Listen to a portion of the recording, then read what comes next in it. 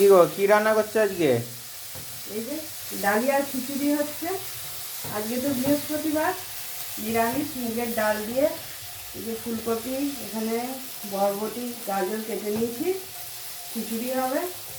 রুটি ছেলে মেয়ে অত ভালোবাসে না খেতে, ওই জন্য আজকে ভাবলাম যে ডালিয়ার একটু খিচুড়ি করে দিই।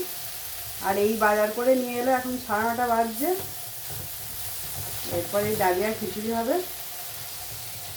তো শুধু কি ডালিয়া খিচুড়ি হবে, আর কিছু হবে না?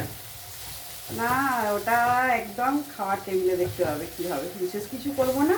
খিচুড়িতে যেহেতু সব কিছু সবজি দিয়ে দিচ্ছি, বিশেষ কিছু করবো না। রাতও অনেক হয়ে গেছে। কতক্ষণ কি আর ধৈর্য রাখা যাবে? তার আগে দেখালেই তো ভালো হতো। দেরি করে বাজার করে নেছো তো দেরি করে খাবার খেতে হবে। তো বাজার দেরি করে বসলে আমি কি করব?